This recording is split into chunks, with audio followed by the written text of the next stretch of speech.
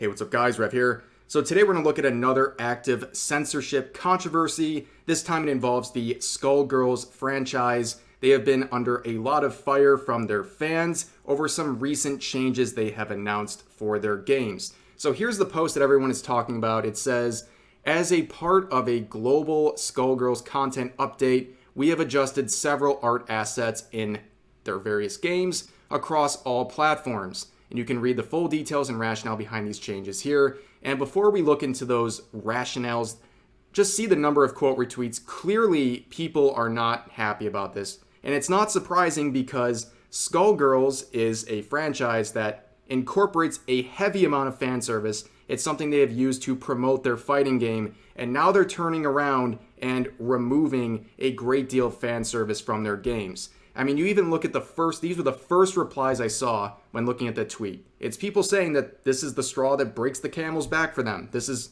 not what they want, and they don't want to support this franchise anymore for those reasons. But let's look at some of their policies that they're now updating and their rationale for it. So there's two things that we're going to focus on in this video. This first one's not as focused on right now, but I'll go over it quickly. So allusions to real-world hate groups. So what this is saying here is one of the villains in this franchise has red armbands that people associate with, of course, Nazis. And they're removing that because apparently that makes people upset. Because God forbid the bad guys in a video game would resemble bad guys. Like seriously, what are we doing here? Like, it's okay for villains to look bad. That's kind of the whole point. Like, what are we going to go back and start removing stuff from, like, Indiana Jones when they had Nazis in their films? Like, it's absolutely crazy to me. Like, how do these people even go to history class? Like, they can't see anything that's going to upset them. Nobody had a problem. This is an artificial problem they created for themselves. It's okay for the villains in a video game to look bad. That is okay. But here's the main focus of the outrage and this video: character sexualization and agency. While Skullgirls is no stranger to characters that confidently express their sexuality, there are instances in the game where characters are fetishized or have sexualization imposed upon them. This includes a few depictions of unwanted predatory behavior, particularly towards younger characters. While alluding to some of this can be narratively meaningful, we have made a number of small adjustments throughout the game to ensure that this content is less exploitative. So yeah, that comes as a pretty big shock because this franchise is arguably most known for their fan service. I mean, just looking at their YouTube trailers for their game, this is the thumbnail. This is the thumbnail of one of their trailers on YouTube. Like, clearly, not only do they host fan service in this game, they use it to market their fighting game. So removing a great deal of fan service is very confusing to people, and that's not surprising, right? But a lot of people have also pointed out, just like Grums here, that this isn't simply just, putting a t-shirt over cleavage to cover it up. They are actively removing art assets, including deleting content from the art book people paid for. That is a big deal. If you're a customer of their products and that doesn't offend you, I don't know what will. They are actively taking away things even from an art book. That's wrong. But here is their closing statement, and I want to look at this for a reason I will share in a second. It says, we of course realize that some members of the Skullgirls community may disagree with these changes, either in terms of how we chose to address them or whether they were in fact issues that warranted addressing in the first place. Please know that all of these choices have been made following careful consideration and lengthy discussion amongst all members of the current development team. Beyond this post, we do not intend to discuss the particulars of these changes further. Now, this reminds me so much of the situation we talked about in yesterday's video. You can check out a link to it in the description if you want the full details.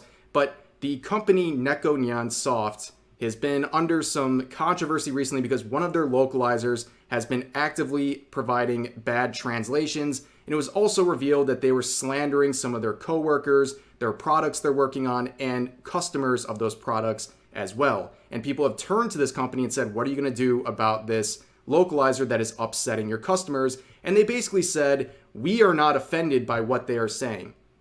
Well, then people have come back and said, well, that's great that you're not offended, but we, the customers, are offended. And that's what it's going on. It's the same thing going on here. It's like they're giving themselves a pat on the back for removing all these hateful, exploitative things in their games, but the customers aren't happy. They are largely unhappy about that, and it's reflected in the Steam reviews. I mean, you go on it now, the most recent reviews are mostly negative, and they're getting review bombed, and honestly, they deserve it. You're changing a massive aspect of your game suddenly without any real justification other than some weird appeal to ultra-sensitive people who probably don't even play your game in the first place.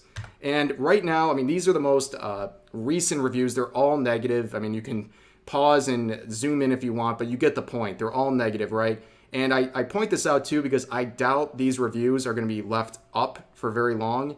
If you know how Steam works with this sort of thing, they're probably going to take down all these negative reviews and shut off reviews possibly. So that's important to see for now. But of course, seeing any situation where fan service is being unfairly removed from a franchise, the usual people come out to celebrate this as some kind of a victory over terrible people. So you have many tweets like this one. This person saying half of the replies are just like this. And it says, how am I supposed to enjoy Skullgirls without my child poontang?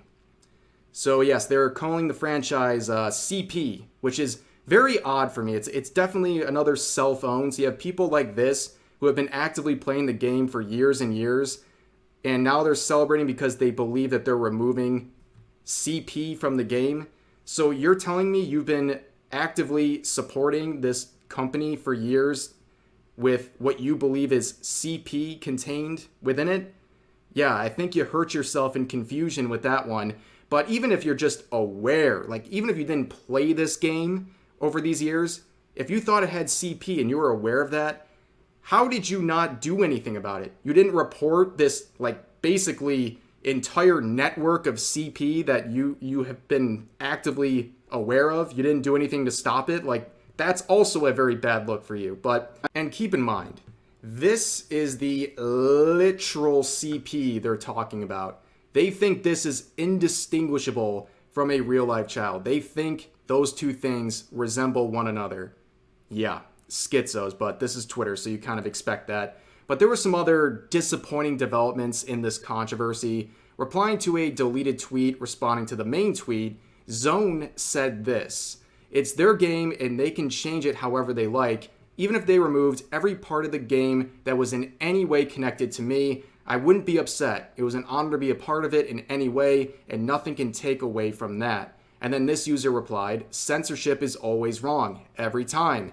It's great that you want to be positive about it and all, but at the core of the matter, people bought the game the way it was because of the way it was. And now it's been changed in a way that is not in the customer's best interests. And then Zone replied, I don't know, I can't see it as censorship when it's done by the people making the game. If someone else made them do it, then I'd have a big problem with it.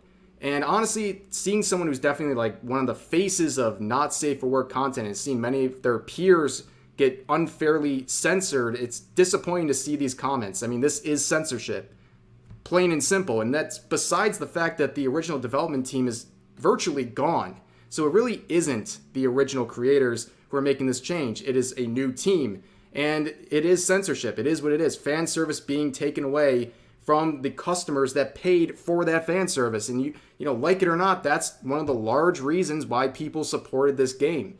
And it's just sad to see any sort of a bright side being presented. I know being positive about that is really all you can do, I guess. But also you have to identify that this is censorship very clearly. And I'm kind of surprised to see this take from Zone. But this whole controversy has been very strange. I mean, a lot of people feel very betrayed by this change. People have supported this franchise for many, many years, are now, well, left in the dust because the people in charge just wanted to remove core aspects of the game.